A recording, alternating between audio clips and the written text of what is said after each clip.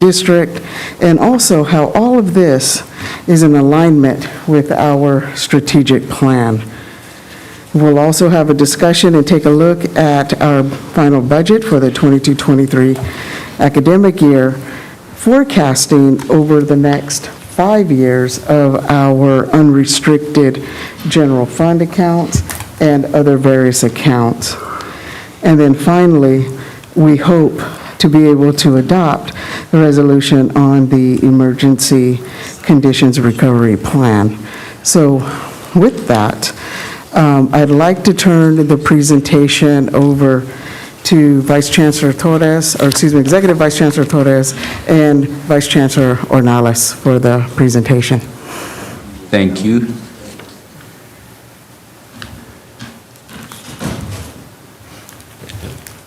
It was working, I promise. There you go. One of the things, as the Chancellor mentioned, we wanted to look at the data for us making decisions as we move forward. So we looked at the funding options that we had for us as a SBCCD, and we'll go over that, what that is. We also looked at what are the different funding options that we have for SBCCD, the state budget, what were they offering for us as well, what was included in the budget, and also enrollment history. So some of the data we took a look at.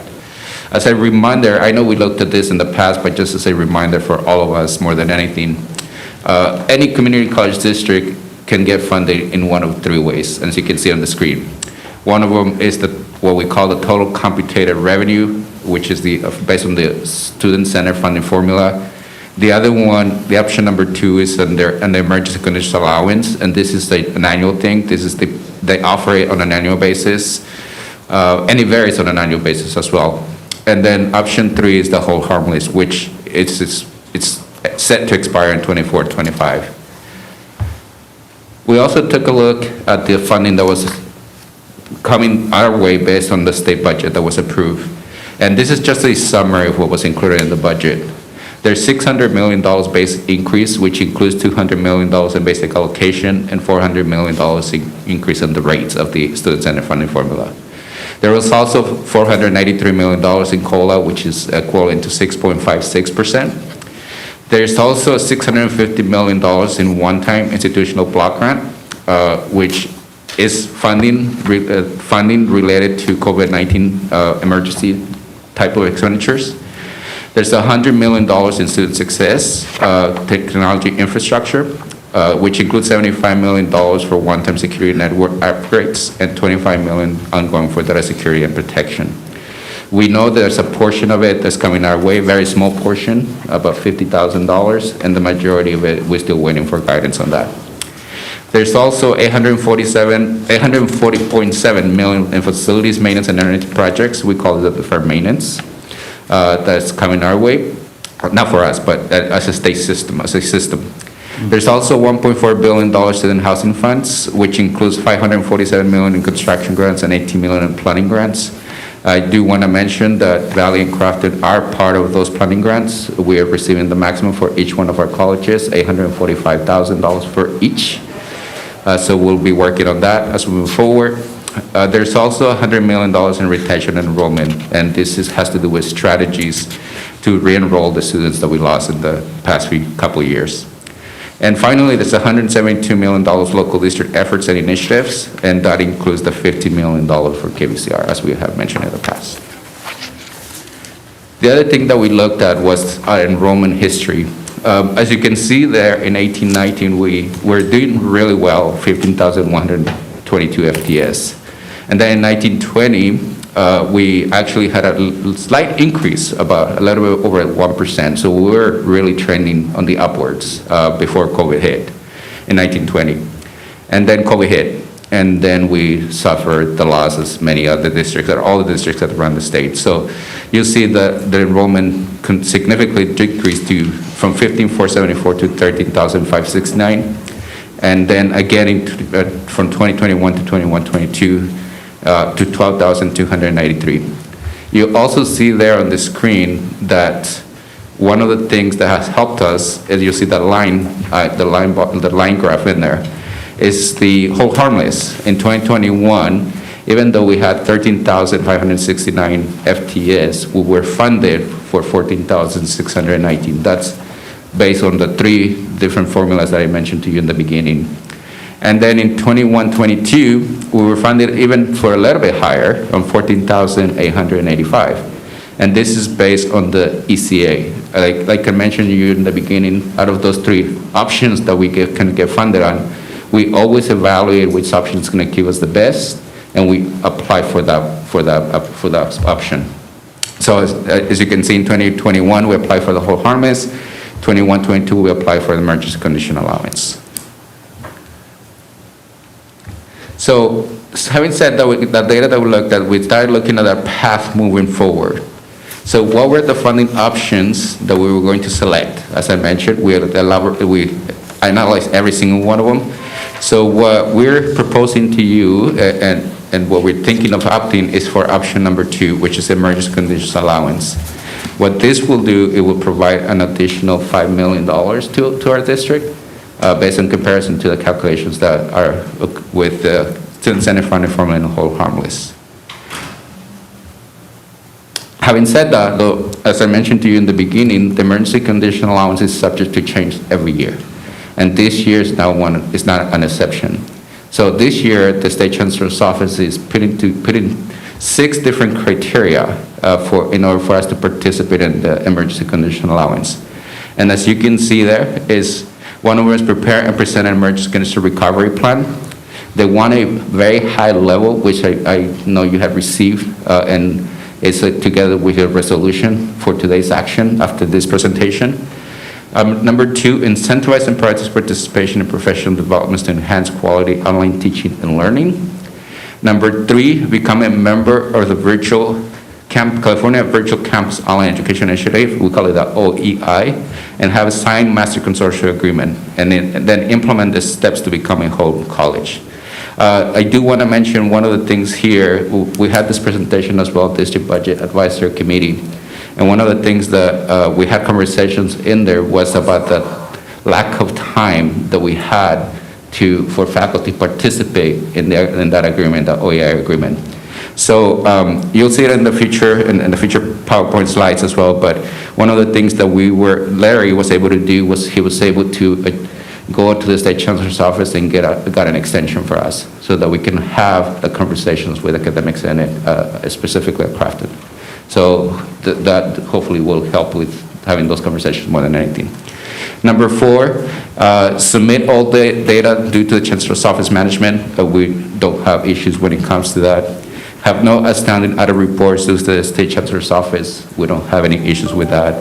And then number 6, this is something for you to keep in mind as well as we move forward, is the board needs to adopt a policy aiming to align reserve balances to recommendations included in the Government Financial Officers Associations, the GFOA.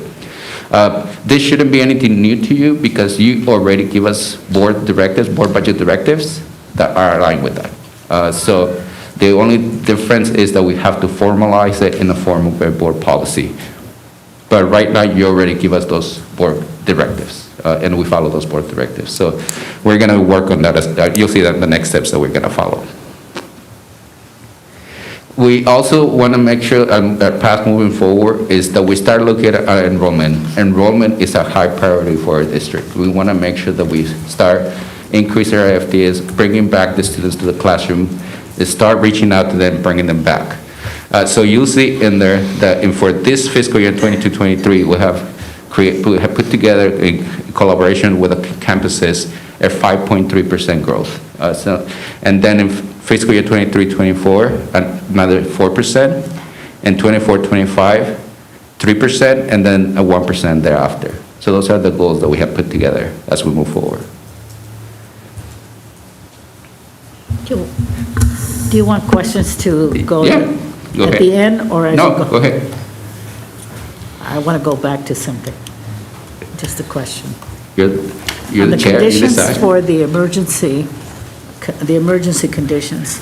Number 3, become a member of the California Virtual Campus Online Education Initiative, and then sign a master consortium agreement to become a home college. how does that affect our enrollment? Does every college that participates in this master agreement, do they get to hang on to their FTES that is generated by the online statewide college? So I'm gonna ask maybe Noemi or Scott and or Davina over there to help me with this. I know the Valley has been very involved in the OEI for the past few years, if I remember correctly. Yeah, I can help address that.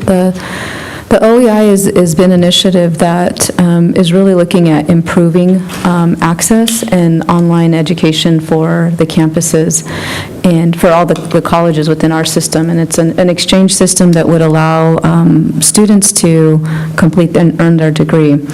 As part of that, there's different components, and the components include what's being described as quality online educational courses, access to educational resources, as well as resources for Canvas, which is the content management system. So I'm happy to share that I think the district as a whole has started those conversations, but there are different requirements and different steps that are required of the district to fully comply with becoming a home college. And there are some technical pieces to that, so that has to be sorted out through our student management system. There's also some financial aid components that have to be sorted through financial aid offices to ensure that students are maximizing their award. So for example, if there's a student that is enrolled at another university or another college, but they enroll through the exchange system, that they would be entitled to their full enrollment status, whether it's at their home college or at their participating college where they're taking the courses. As part of that, there's also a requirement that there has to be a collective team of representatives, which include faculty, staff, and financial aid offices to ensure that the program is working as it is meant to be. There are a lot of conversations, and I think as Executive Vice Chancellor mentioned, the timing was just a little difficult, but we've been in communication with OEI, and I think we're pretty confident that we'll be able to work towards a solution to support that participation.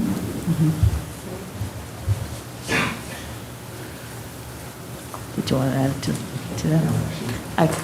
I guess mine was more a business question as far as being able to retain the FTES generated if you are part of a California virtual campus. Can the individual campus hang on to its FTES so that it doesn't lose any funding? That is correct. Yeah. Any FTS that we get from that exchange, it remains with our colleges. Okay. Yes.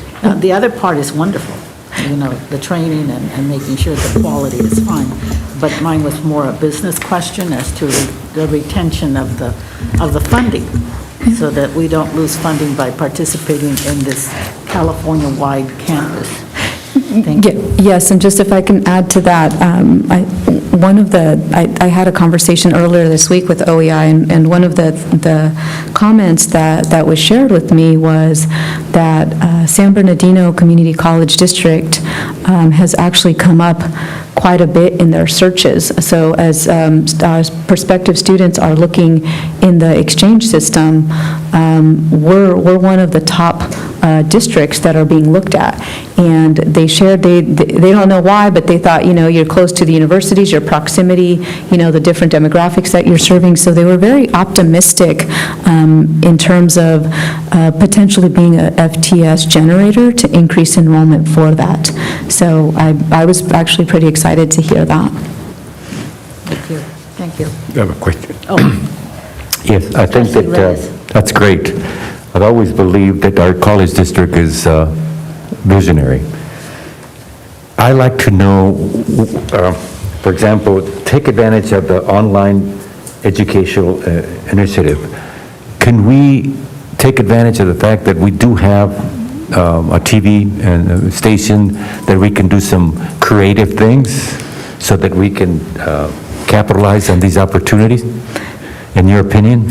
Yeah, one of the things that we'll share later on in the presentation is, in Executive Vice Chancellor Torres mentioned it, is collectively, this presentation is talking about how are we going to increase enrollment, and how does that tie into budget. And so one of our solutions, our action steps, are to reestablish our Enrollment Management Committee. And that'll be a collective effort across the district to begin to think about those type of ideas of how are we, what is our enrollment management plan moving forward going to look like? And how do we put students first in these conversations? And I say students first because I was just at the budget workshop, and we talk about, these funding streams and where our budgets and our allocations are going. And that's what the state's telling us is, it's time to put students first and to allocate the necessary resources for that. So as we begin to build up with our Enrollment Management Committee, I think those are the conversations that we'll be looking at collectively of what can we do to increase the enrollment, and that might be a solution for that. Wonderful. And I'd like to ask a question in regards to, you said that there is somehow in the state, they're looking at us as being ahead of, you mentioned something. I'd like to know, being the legislative chair, I'd like to know who those individuals are, because we need to capitalize on that as well. I like to make sure that we visit, or we do it in a very professional way, to be able to let them know that we are ahead of the game, and we'd like to do whatever we need to do. We don't have to wait for the other community colleges. They don't have what we have. We do, and we do have some friends in the state to be able to capitalize on that. And with the leadership that I'm hoping that Diana and Vice Chancellor, we will go to Sacramento. We will let them know in a very positive way. We have something to show. Okay, so who were those? Was it a committee, a subcommittee of the Senate, the Assembly, even the state chancellor's people may not know all the good things that we're doing locally. Yeah, the folks I was referring to earlier in my comment was the OEI representatives. One of them is from the Chancellor's office, and the other one, I believe the contract is at De Anza College, so they have the contract to support the implementation of the OEI project. So I met with that team to understand what was needed for the district to ensure compliance, given that we are looking to fill out the emergency conditions allowance application, and knowing that that's a requirement. We wanted to prepare and have all of our ducks in a row for that. Wonderful. In the future, I'd like for you to let me know, as the chair of I want to capitalize on everything we have. The legislative, let me know who you speak to, and then you and I, whoever, that we can take it to the next level. Do it in a very professional and proactive way. Yeah, definitely. One of the things that we do, we work really well together, all of us at Cabinet Chancellor's Cabinet, and if we see the opportunity to do advocacy for certain type of things, that's when we bring Angel back in, and then we have those conversations to make sure that that's a priority for the legislative committee and Right. to take the entire board. Yeah, because we're there to help. Yeah. We can't help if we don't know what all the good things you guys are doing. And I know you're doing a lot of good stuff. Thank you. Yeah. Thank you. So moving on, Chancellor mentioned how all this is tied with our strategic plan, and Vice Chancellor Ornelas can take us through that.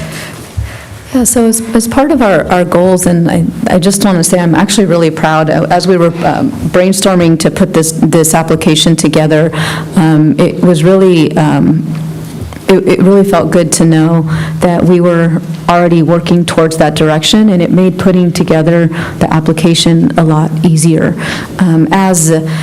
As was presented in your last board meeting, was the strategic plan with a strategic objectives update. And so one of our goals as we begin to talk about integration is really how do we begin to integrate our enrollment priorities with our vision for success and with our strategic plan. And so what you see in front of you is not something new, but it's a form to show that we are integrating our processes and our procedures. We are looking at what's needed to begin to reach those goals, but begin to allocate the resources that are necessary for us to meet those milestones. And so I'm not going to review all of them, but I do want to highlight and connect, the enrollment pieces to the strategic plan and the key results that the board helped set. And I want to acknowledge just the work that the campuses are doing and the presidents, because this really, a lot of this is really their leadership and putting these as priorities to ensure that students are being served and that we're meeting those objectives. So with objective 1.1 and looking at how do we continue to create the college-going culture, one of the key results talk about finalizing our guided pathways and improving our app to ensure that the pathways are matched to those programs. We're also looking at different marketing strategies and working collectively as a district to promote both colleges and their unique programs and services. So, our campuses are working together. They're looking at the marketing plans, texting campaigns, phone calls, and really personalizing that connection with students. I think that's one of the things that I was really excited about. With Objective 1.2, I think there's been a massive effort to try to reach and connect students. There's a lot of conversation of how do we re-engage students? How do we engage and let them know that we value them, that we care? So a key result that was identified was to schedule 4,000 appointments with first-time students. So looking at that, engaging them, and letting them know that we care. For Objective 1.3, we're looking at developing state-of-the-art technology. So technology continues to come up. How do we improve our infrastructure? How do we improve our technology? Well, we're looking at scheduling software that's going to help us, software that's going to help us schedule based on student needs. And really automation and using the technology to maximize on our dashboards and our data. Our data are so valuable to us because that's one of the ways that we use to not only measure our outcomes, but to monitor our outcomes. So how do we begin to maximize and enhance the dashboards that we have? For Objective 1.4, and I know that this one is a priority for the board and for the district, is expanding our dual enrollment program. I mean, that's going to be critical as we move forward. And so our presidents are setting goals and setting targets to work with their campuses, but also looking at signing new MOUs and CAP agreements. For goal number 2, when we're looking at Objective 2.1, this one, I mean, when we look at the vision for success, this directly ties into our vision for success. It is a goal of the California Community College's Chancellor's Office to implement fully guided pathways and the 4 pillars to success. So we have that objective in there.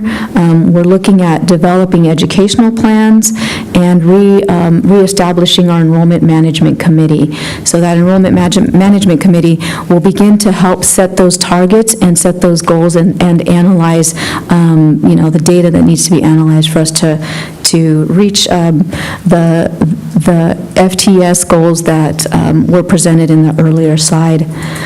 Objective 2.3 begins to talk about how we're going to leverage our partnerships. We're constantly talking about our partnerships and the need to connect and establish and enhance those relationships with the community. So the campuses have planned to host an educational summit where we'll bring folks together and look at how to improve our processes and our practices.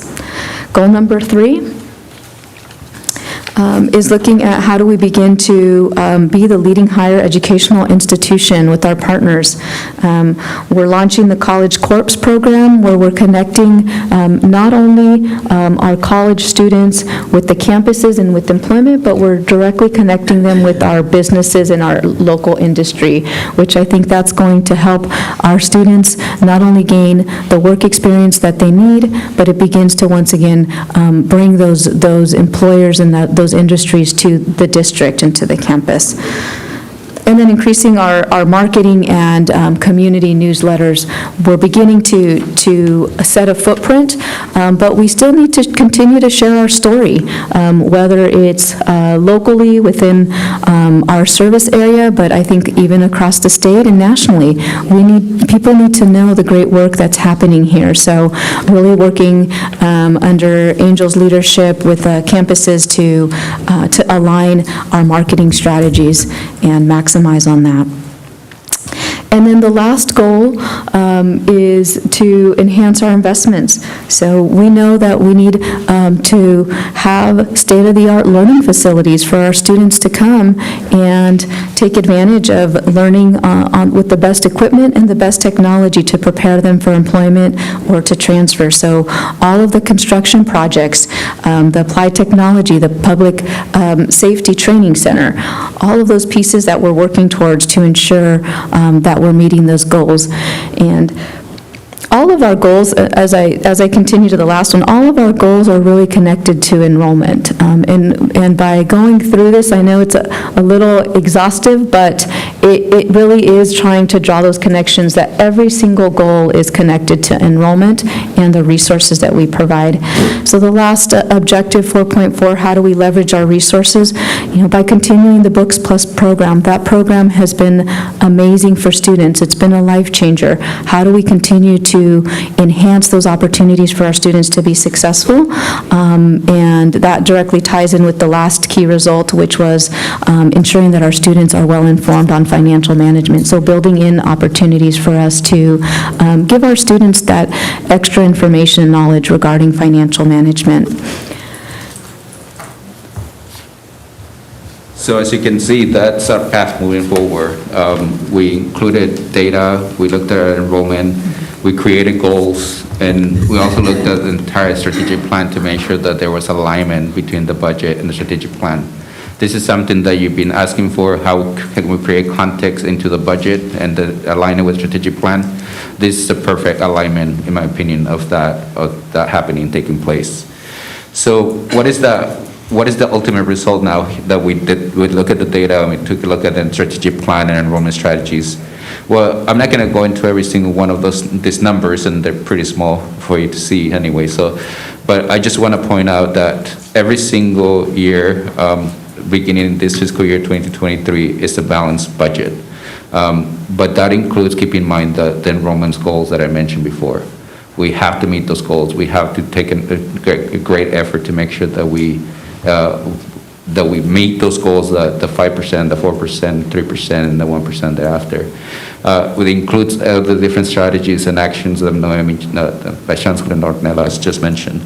But you'll see in there that we're also increasing our budget and expenditures and revenues and expenditures for this fiscal year compared to the last fiscal year.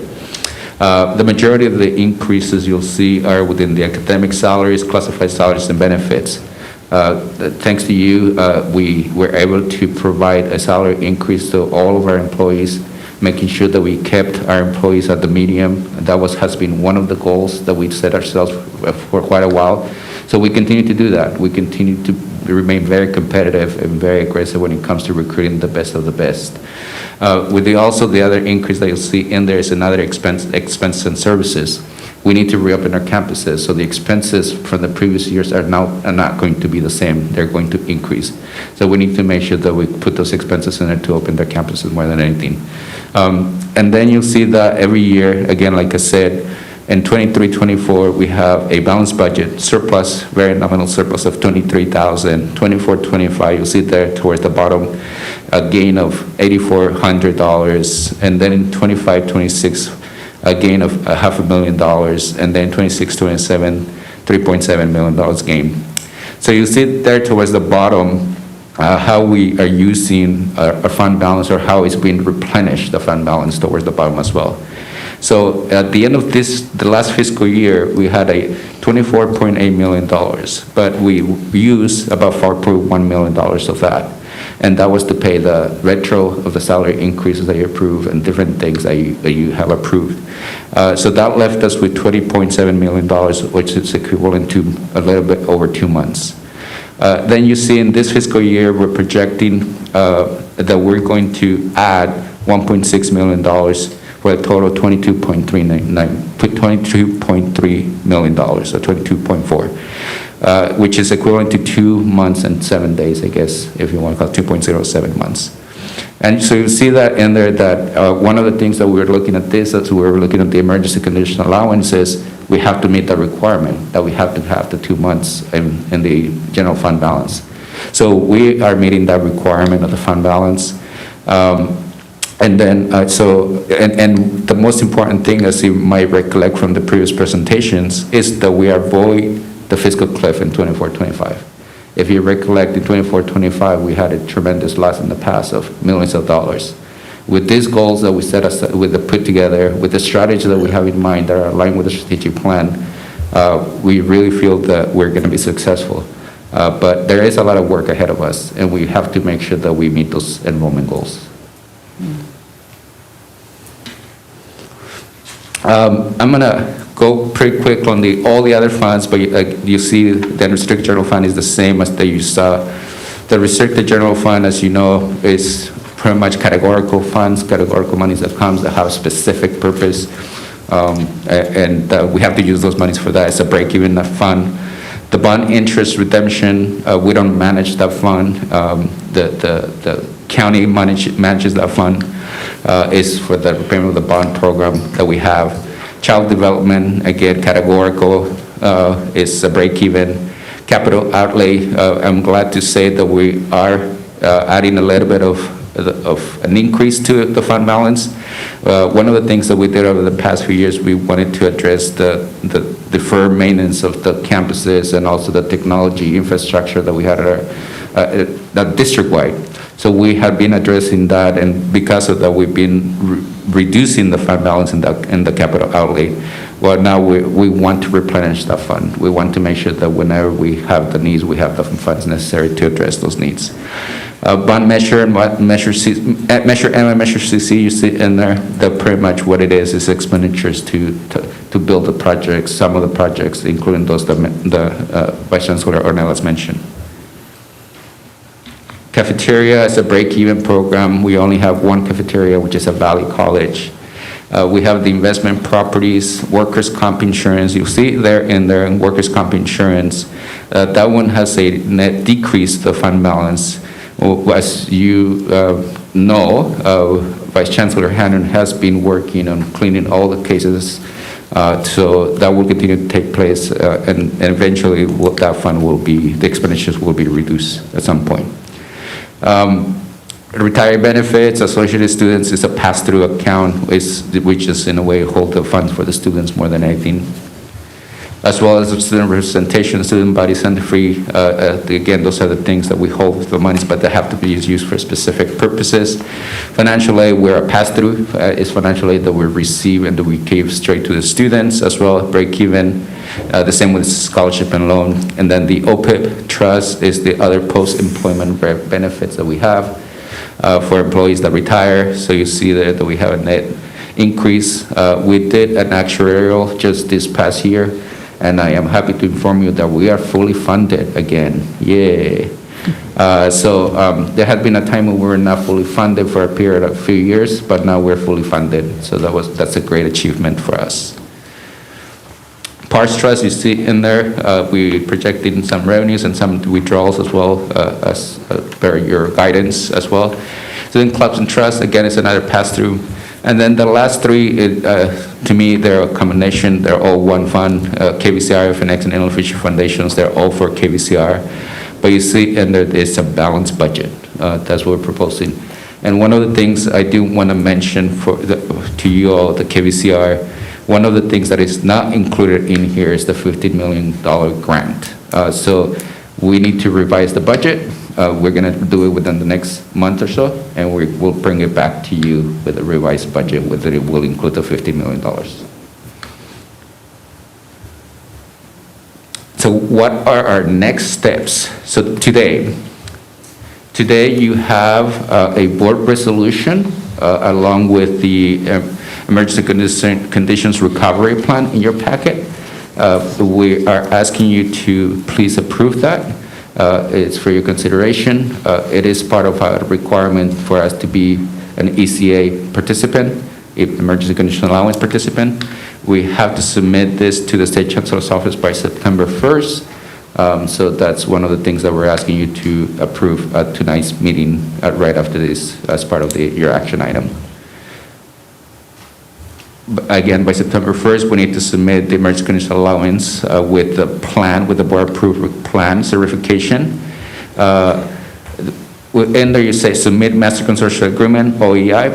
I do want to mention to you, as I mentioned to you, we received an extension for this. So this will allow us to have the conversation with the academic senate so that they're more in the conversation. I feel the state chancellor's office kind of recognize the sustained guidance that includes a 10+1 item shouldn't be sent in the summer and should be allowed to be, for us to have the conversation more than anything. So you'll see in there, sorry. The Board of Trustees will, on September 8th, you will have the entire final budget for your approval. Tonight, you don't take any action besides the resolution that you have in front of you. But this is just a presentation for you to give us feedback if there are any changes to the final budget before we finalize it, to incorporate those changes into the final budget that will be presented to you on September 8th. By October 24, we need to identify deferred maintenance projects that we have. By February 28, this is mid-year emergency condition allowance recovery plan.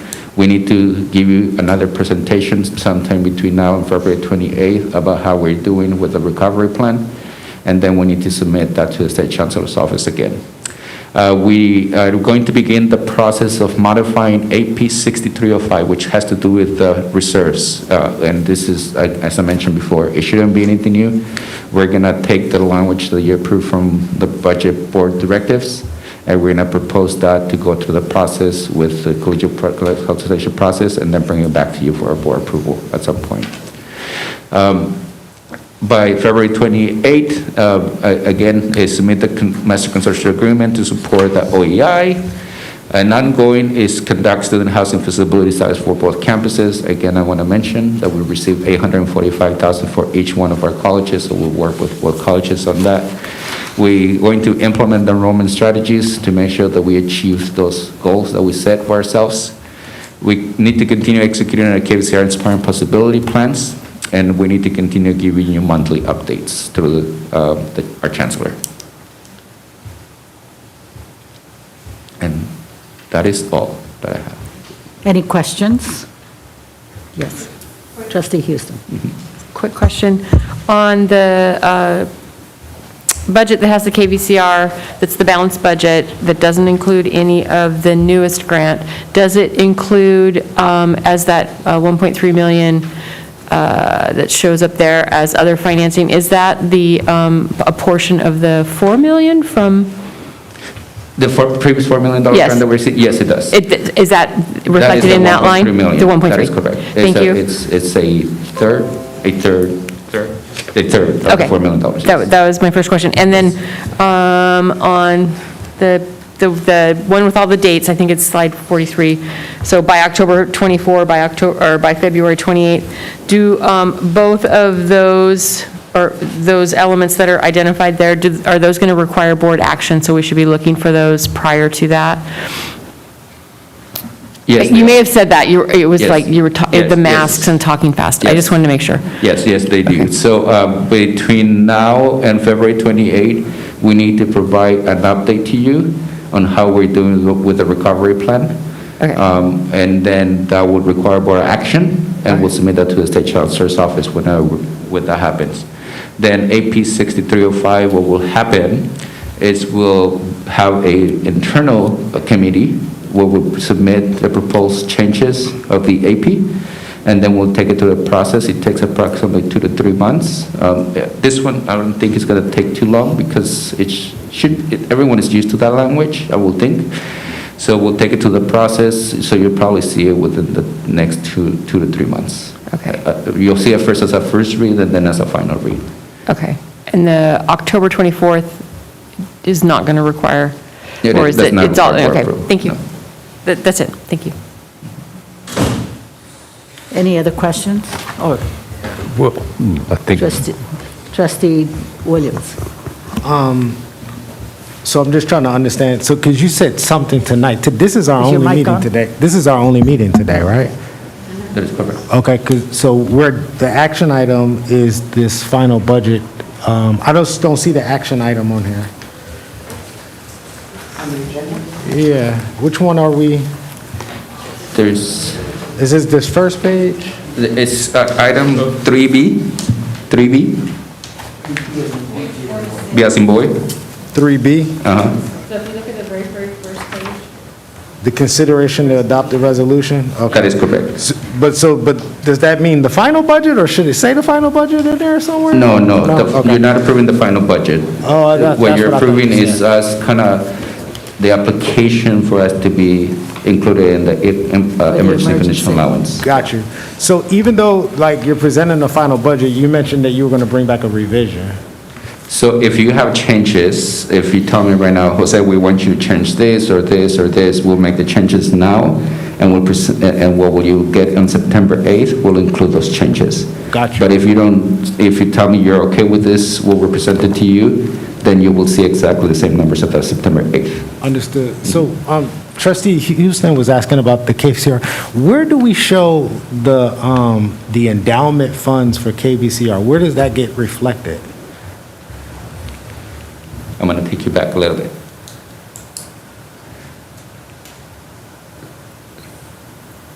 So you see there where it says PARS Trust? It's in the column, I think there's a light here somewhere, hopefully. Parish Trust? PARS Trust. Does this have a light? Right here. Okay, that's where it goes. Yeah. So it's included in here. As you know, we have approximately $80 million set aside in the PARS fund. We are estimating that we're going to earn about 5% per year, but that $80 million include various types of funds that we have. Includes our unrestricted general fund, it includes the KVCR, it includes the FNX, it includes the Media Academy, it includes the colleges portion as well. Got you. And then, I always forget where. how yeah, you it's in there. got that. Yeah, it's in there. Okay, thank you. You're welcome. Trustee Reyes? you know, I'm not in the budget subcommittee, but I appreciate the report that you give, Jose. I also appreciate the fact that your team does a good job in keeping us posted. From a business perspective, without the finance being in line with whatever we're going to do, it's very difficult. So I compliment you, and I want to tell you that I'm very proud of the fact that we're going in the right direction. Because when things come up in Sacramento, we want to be on top of things. And you give us this information is really good, so I compliment you. Thank you so much. Well, thank you, but I just don't want to, I want to share the credit with everyone here. I said the team. Yeah. I said the team. But you're the leader. Don't be humble sometimes. When I say something, for example, Yeah, Diana. take credit. Bring it up, Christine. When I say Diana, and her team, Yeah. we are told that she's the only employee that we have. I don't think so. I think that you guys are all our employees, okay?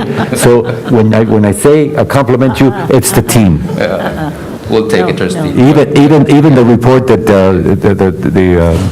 Don't scare the chancellor, the other chancellor, I'm really impressed with all the information. You just started, and you're giving us a lot of information. Seems like you've been here for longer than I have, and I've been here for 35 years. Thank you so much for We're good an amazing reports. team. I always, you always hear me bragging to other CBOs and other districts that we have a very amazing team with you, and you can ask every single one of them. I always tell them that they're an amazing team, and that we're positioned for great, amazing things moving forward. We really are. So, My it visits, makes my job a lot easier, trustee. my visits to Sacramento is always say, Yeah. it's, one person can't do everything. No, no. It takes a team. It does. So I thank you for you and your team. Yeah. We worked hard to get to this point. We did, we did. We have worked very hard to get to this We point. did, yeah. To get to the point where we have a presentation that we understand, where we have all the funds available for us to look at. Yeah. I totally agree, totally agree. Well, I guess the next step for us is to call for a motion and a second on selecting the emergency, the resolution.